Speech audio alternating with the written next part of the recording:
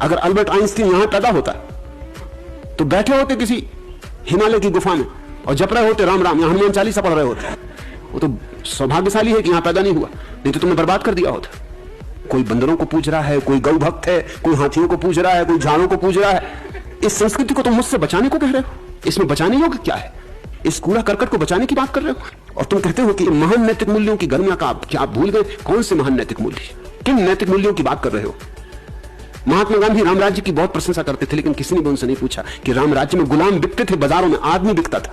क्या खाक मूल्यों की तुम बात कर रहे हो? स्त्रियां बिकती थी बाजारों में, और मजा यह कि स्त्रियां राजे महाराजे ही खरीदते थे, सोने ऋषि मुनि भी खरीदते थे नीलाम में। एक तो स्त्रियों की नीलामी, पुरुषों की नीलामी, और नीलामी में खरीदारों में ऋषि मुनि भी मौजूद होते थे। दुनिया में सबसे कम हमारी औसत आयु है, सबसे कम हमारी औसत बुद्धि है, सबसे ज्यादा काहिल और सुस्त हम, कामचोर है। इस संस्कृति को तुम बचाने की बात कर रहे हो? कृष्ण के पास 16,000 स्त्रियां थी और तुम नैतिक मूल्यों की बात कर रहे हो। और ये स्त्रियां सब उनकी विवाहित नहीं थी, चुराई गई थी। इनमें बहुतों दूसरों की स्त्रियां थी, उनको भगा के ले जाया गया था, उनको जबरदस्ती छीन लिया गया था। तुम किन नैतिक मूल्यों की बात करते हो? तुम्हारे पांडव एक स्त्री को 5 ने बांट लिया था, एक स्त्री के 5 पति बन बैठे थे, उस स्त्री को वैश्य बना दिया। कृष्ण ने तो जब द्रौपदी को नंगा किया गया था तो उसकी रक्षा की थी, बात तो बिल्कुल ठीक है, लेकिन फिर मुझे कृष्ण के दूसरे अधिकार भी चाहिए। एक माया त्यागी को बचाऊंगा, लेकिन अनेक स्त्रियों के कपड़े छीन के कृष्ण झाड़ पर चढ़ बैठे थे, वो भी हक मुझे चाहिए। और कितनी स्त्रियों को माया त्यागी बना दिया था वो तो सोचो। और जिसके कपड़े बचाए थे वो उनकी बहन थी, जिनके कपड़े छीने थे वो दूसरों की बहनें थी। और 16,000 स्त्रियों को चुरा के ले आए थे, वो भी हक मुझे चाहिए।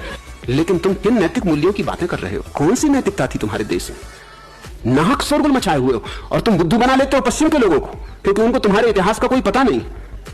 इसलिए तुम्हारे महात्मा गांधी जाके पश्चिम में प्रचार करते फिरते हैं कि भारत की महान नैतिकता। इससे ज्यादा अनैतिक कोई देश दुनिया में कभी नहीं रहा है। तुम जरा अपने शास्त्रों को उठा के देखो, अपने पुराणों को उठा के देखो, तब तुम्हें पता चलेगा। तुम्हारे पुराण जितनी गंदगियों से भरे, उतनी कोई गंदी फिल्म बनी नहीं अब तक दुनिया में।